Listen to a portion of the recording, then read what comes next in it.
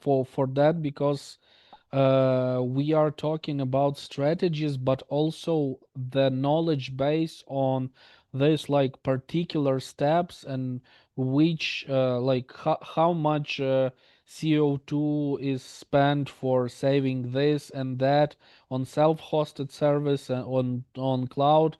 It also matters very much, and also you highlighted about the sustainability of paper version versus electronic version. I Yeah. actually read one book and it mentioned the efficiency of this ebooks, so Yeah. the one where you can download the books and Mhm. just read it from there. So they calculated that to produce this book and to utilize it and to use it, so basically it takes in average 14 books to make it more sustainable than the paper versions of the book. But the Mm. average for the people who read these ebooks is 6 books. So Six. Okay. yeah. So usually the people who are purchasing the ebooks, they read in average 6 books in this, Mhm. and the Mhm. 14 is like the the Level. the, ROI, the return level on of invest. neutrality between the paper books and the electronic ones. So that is also the Crazy. interesting thing. Yeah. Okay. So I will put this project for the next semester that these students need to compare, because of course for students it's better if they give it as PDF. But Mm-hmm. I need to add some information. So normally it's 2 exemplar in paper and 1 exemplar additional as PDF. Mm-hmm. And now I try to reduce just 1 PDF. And also early time it was just 1 PDF and the second one Word data because we need to for some extraction and whatever. And now we try just PDF. It's pilot project, and I can give you more information. So in few months. And just the question, because I mentioned it, we store it in PDF. It's like the requirement, the regulation, and also it is requirement to store it in paper. But do you have the uh, term of validity, how much years you need to store the paper and electronic version? Yeah, we need to store just 3 years, Both paper and both electronic, yeah? papers. Yeah, but our secretary check storage, and we have data older than 12 years. And Oh. of course, because we have not really clear regulation here, and we have no personnel who can delete, or no really settings that it Mhm. feature that it's valid just for 3 years and then self-delete feature, or I don't know which is your experience, or what is about your experience. Maybe Marcus, We Mikhail, and Marian. we actually have, I mentioned this, that we have the requirement from government right now to store all the papers, electronic versions of the graduation works Mhm. for as long as possible. So there is no, Mm. yeah, No they limit. motivate this by checking for the plagiarism. But Okay. yeah, I don't know, the previous version for the like just store it in the library for 5 years, it was also about the plagiarism and so on, and Mhm. it worked. But here they just say store it for as long as possible. Mhm. Yeah, interesting. Yeah. What about you, Marcus? Do you know something about regulation in Maynooth University on that? Well, I'm pretty sure we have a regulation for it, but I don't know it. So that's the thing. But we have probably something very similar to kind of a couple of years in both ways, and it's probably not like very long for kind of probably also more like 3 years or something in paper. But it's really interesting actually that push what you just said, man, to forever, basically, whatever forever means. But basically it also assumes that, oh, storage digital is very cheap or has kind of Yeah. no big effort. That's kind of the assumption behind it somewhere, but it's not. Right. It's very Yeah. expensive and it's very difficult to maintain archives and all this. So, and also particularly when there are new formats coming in and keeping this, and so that forever good intention seems to be not so easy. Like we did some work with the National Archive in Norway, exactly with this. So new formats, new transfers to new platforms was a big challenge for them because that was the national archive. So they had to prove that the document which was transferred exactly is the same document which was before. And Yeah. this seems easy, but it's not. It was a big effort for them. So And I also see. about the storage and open access to it, because right now we have the issue with some works, you know, that there are like in the military there are classified documents and so on, but right now, for example, the works on the energy industry, on oil and gas industry, so which were so-called safe during the peacetime. Right now companies don't want to, they actually share the data for students, for example, from the, I don't know, oil and gas fields and from the energy facilities, but they don't want this to be published as an open access work, you know, so they just say like they might get hit by the missile and so on. So also there is no limitation because it's not classified information, but they still are worried about and they don't want to publish this for now. So Okay, it's because always some Mm, issues with yeah, that. yeah, yeah. I had also very often a question because we have also restriction, or we try to give students information. Please, you can write. It's not just by ChatGPT, so it's need be written by you. And of course, the question will come because I say yes, I can check it, and I check it with few software. And the question, but our information is high security. You cannot put our bachelor information to the system.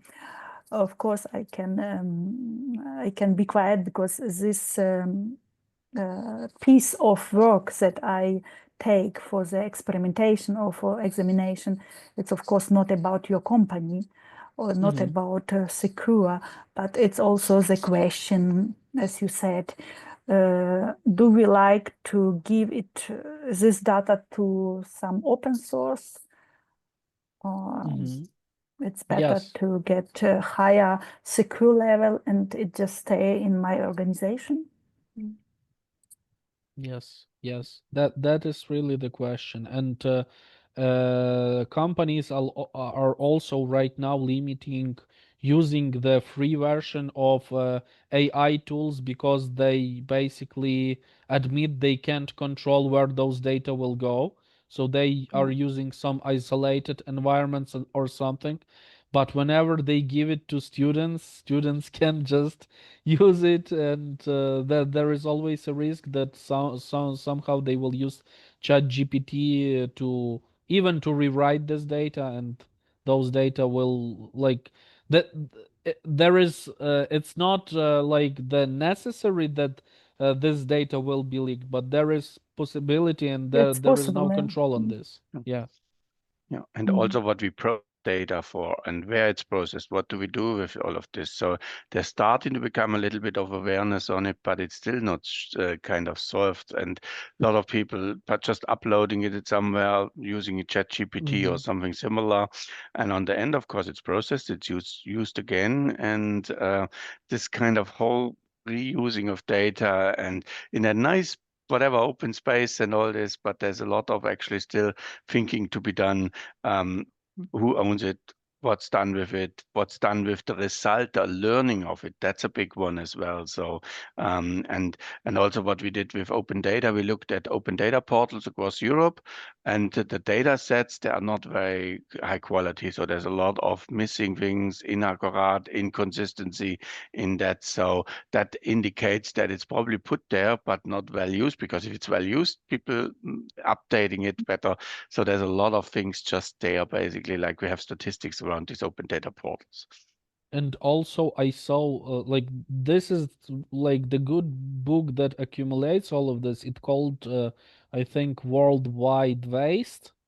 And there Mhm. is also the statistics from some big company, can't remember exactly, that basically something like 90% of the data which is collected by the Internet of Things, by the industry protocols and so on, they are never opened or used in any way. Yeah, I use also this information for my lecture.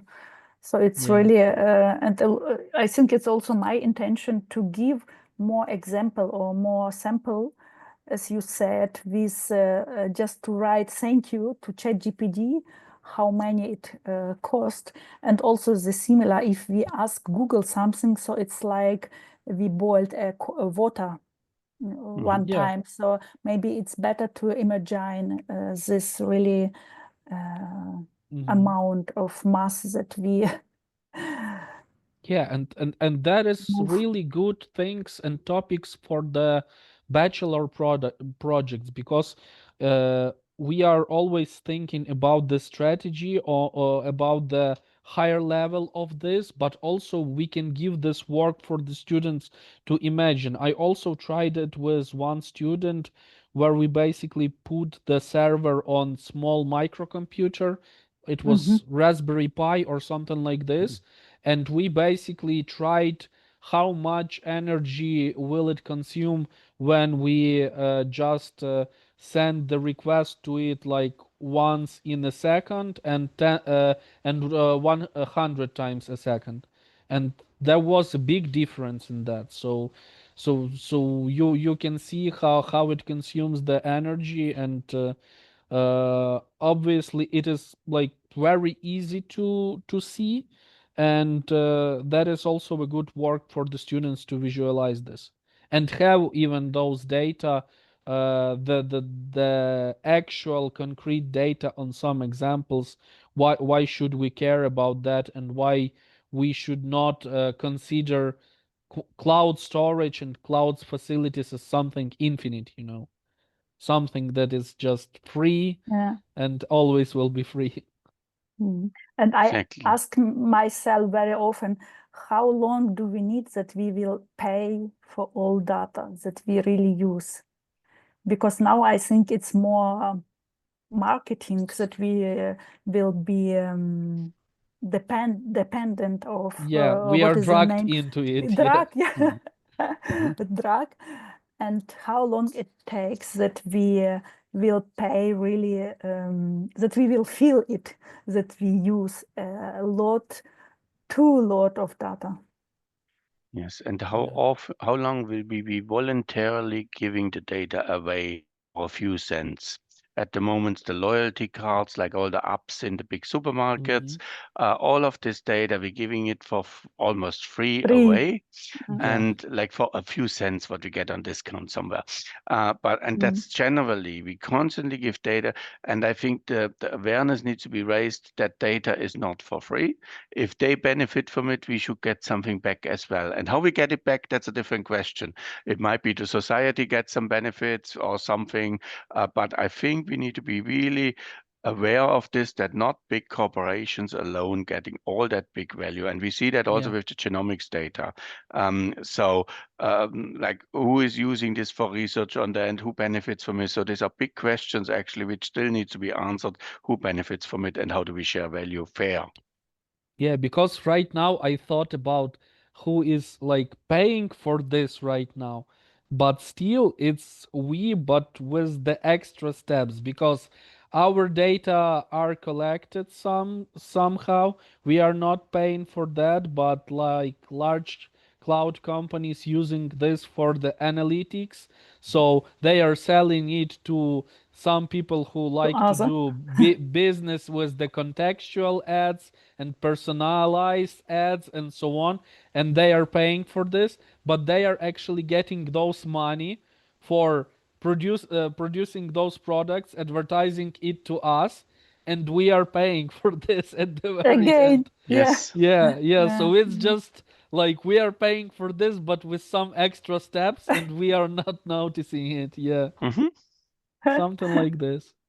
Yeah, Yeah. and also It's there's interesting. still a lot of risk in, like, particularly when we talk about open data. You just illustrated really well, Mayan, with the like, of course, with the defense and all it. So it's a lot of consideration. Like, it's of course a nice thing to share data in an open space and all this, but there's also risk involved in this, and who pays for the risk, who caters for this, and who Yeah. thinks about all. So there's so much actually on that data topic outside of the technology.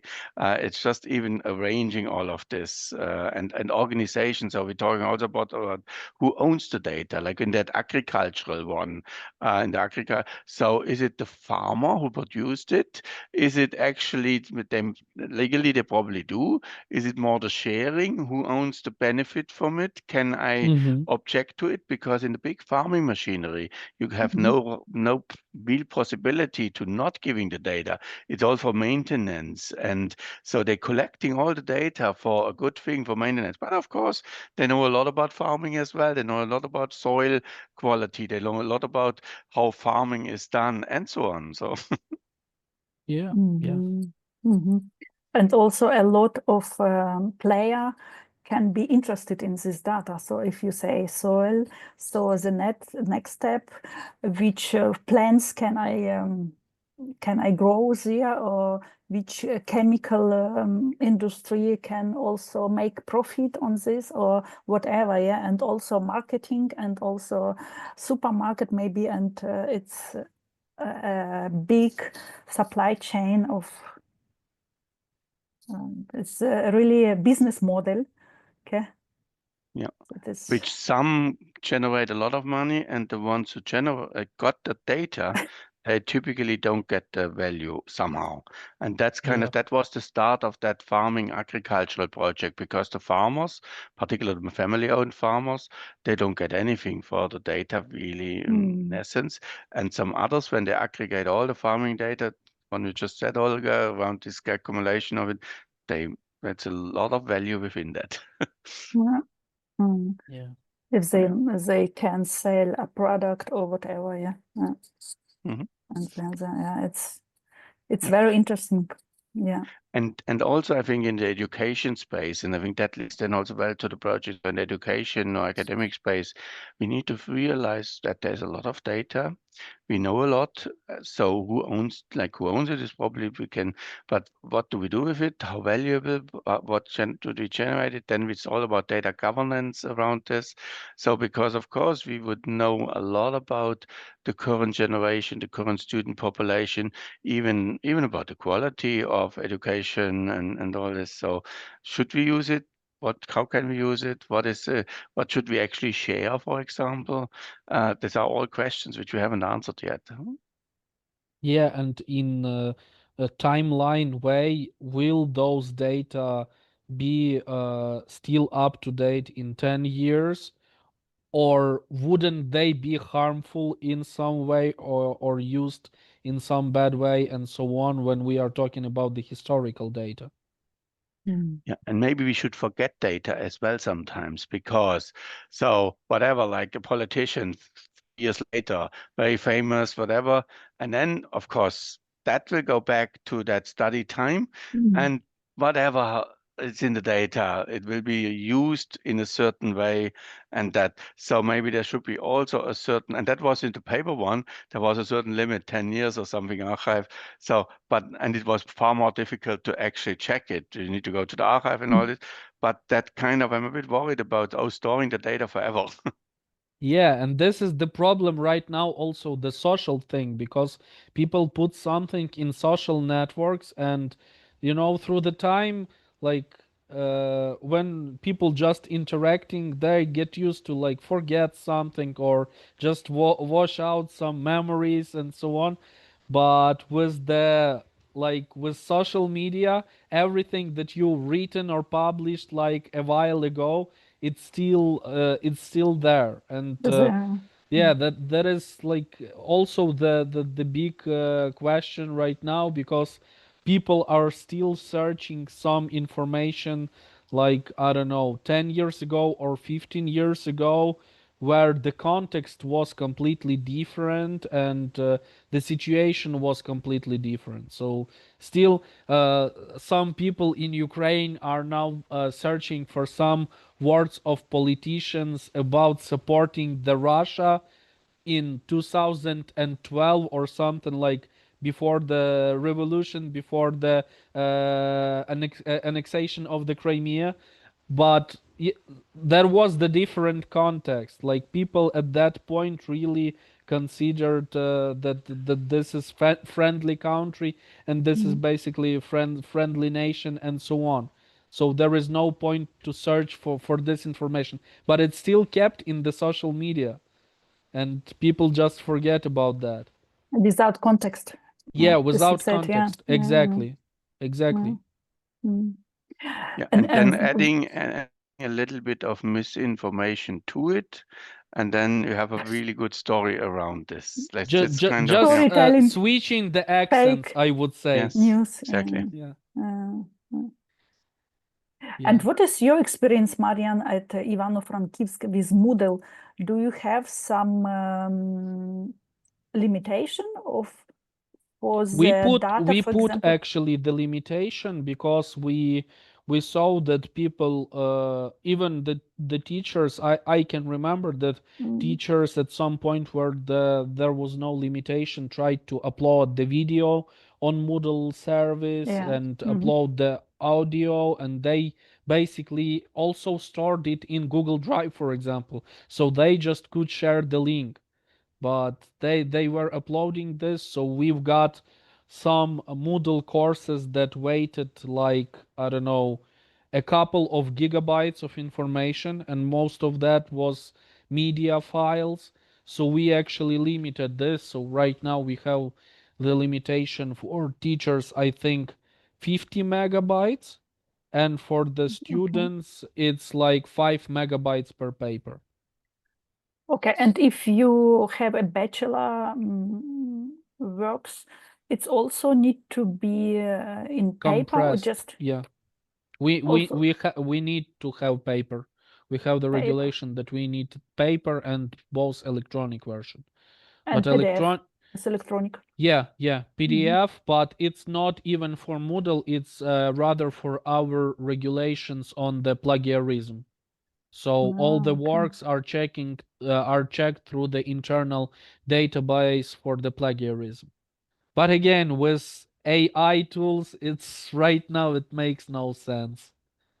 So even people right now, the like the supervisors of the paper, they would rather see the generated text because it's still like it's has some kind of the template of the pattern, like Yeah. here is the solution for this problem first, second, and so on. So it's basically very visible. But for the popular plagiarism check tools, it's not that obvious. And even if it works with one model, like if this tool can detect the open AI uh, formation of sentences, there is still Grok, there is still Google Bard, there is still Microsoft Gemini, and so on. So there is no point A lot of in that. possibilities to be Yeah, a lot of creative. possibilities.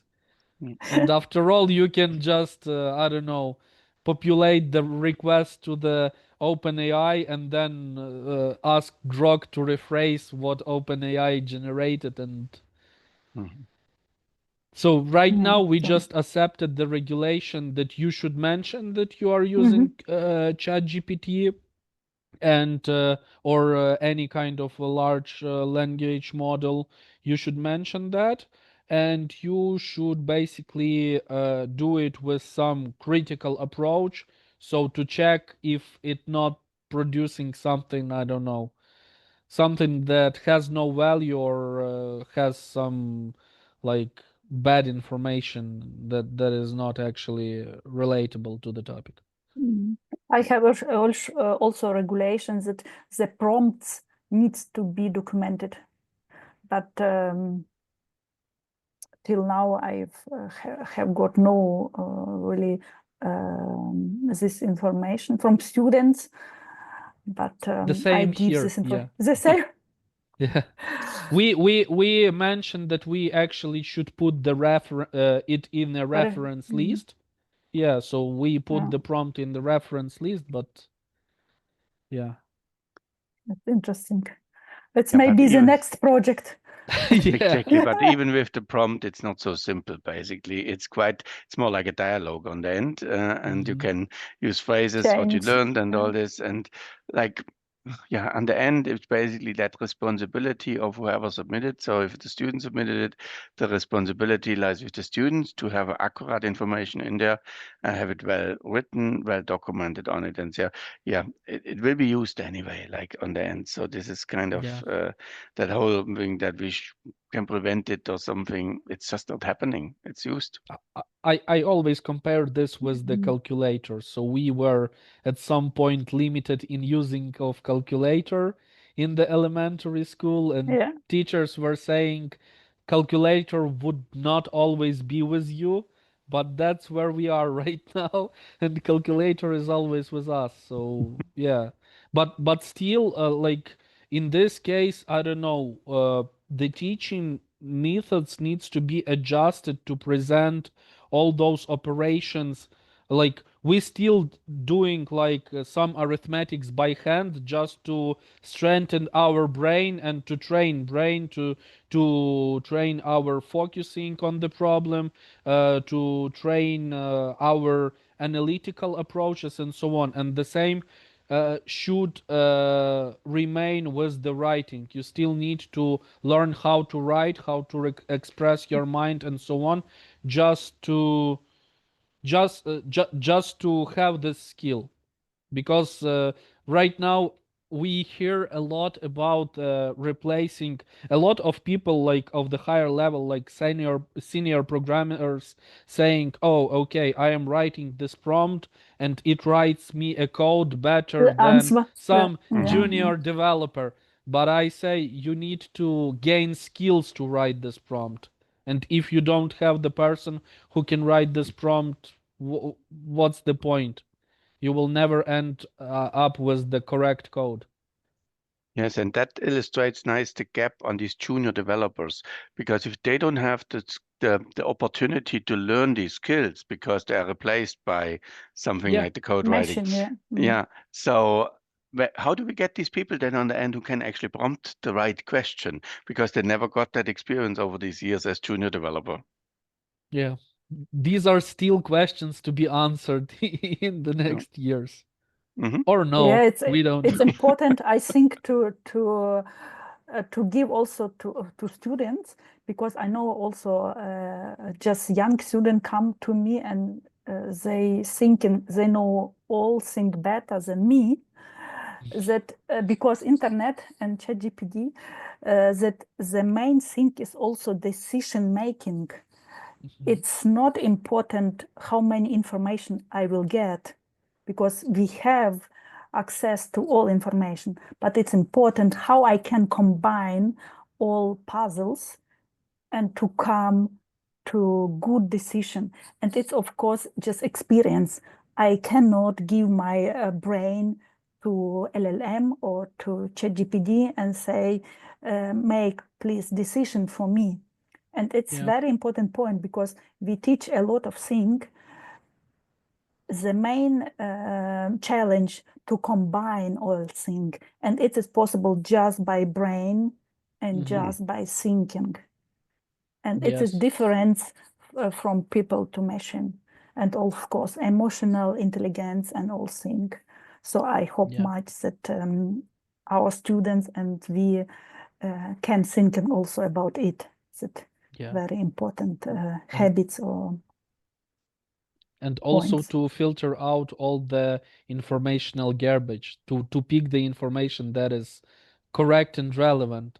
It's like Exactly. it's the challenge even for people, not for the machine, but even for people today. It's really the Too much challenge. information, yeah. Yeah, Yeah. and that judgment basically. So I think humans are very good on what you call decision making, the judgment around it, filtering so and bringing that all together. Yeah. And also for researchers, it's basically so like literature reviews and all this. It's not a mechanical thing. You need to judge a little bit what you're looking at, and that's where I don't like the kind of, oh, I just have that search string. It's like prompting almost, and then the things come out and basically it's analyzed. It's not. It's you need to understand the area. You need to look at Context. different way context Yeah. exactly. And I hope we never lose this because this is so important to bring that all together. And a machine for a long time, maybe never, I don't know, but for a long time will be not able to do that. And also social competence. You can, it will be not possible to learn a machine to be, to get a social competence. So it's also one point. And understanding of all things that is network and all things. Yeah. And be innovative in the way what humans are. Like they basically Yeah. suddenly come up just with something new. And that's kind of no one knows exactly how that idea came about, but this happens. And art, for example, of course, I know that basically with AI they also do some fantastic pictures, and they look really great. They look too good, actually. They are Yeah. that missing this kind of human thing on it. Yeah, and what like there is a discussion about is it the original thing that is produced right now by the AI tools, and if it's not original, basically what is the like the border of or origin? So any kind of painter learned from someone from his procedures and has some school behind him. So is he following it and relating still to this? And where is like the what is the level of originality when you can actually call this original thing? Because we have this like remixes, remakes, and so on. So is it original? It is also like the big challenge to set these limitations. Yeah. Exactly. Who owns the original music kind of whatever tones, what Yeah. Yeah. and Yeah. all this. This is yeah. And because on the end it's just a combination of all that learned thing. Yeah. And yeah. Exactly. Exactly. So super interesting topic. Yeah, and super Thank you, interesting Marjan. Yeah. discussion. Yeah, I'm glad that we gathered today, and I will publish this video with the Ukrainian subtitles, so the presentations, so people like the teachers from the schools, because there was a lot of interest from schools and from higher education facilities. Of course, the language barrier, but I think I will smooth that with the subtitles, and people will learn a bit more about this. And thank you for coming to this Thank you for discussion. inviting. Yeah, Yeah, thanks for thanks. inviting us and having us in that project. So that's fantastic. It's really good. Like, Thank you. Thank you. Go ahead And and yeah, yeah, thank you. thank okay, you. Have a nice evening. It you was a too. pleasure to meet you You today. too. Goodbye. Thank you Thanks. much. Goodbye. Bye bye. Bye bye. Bye.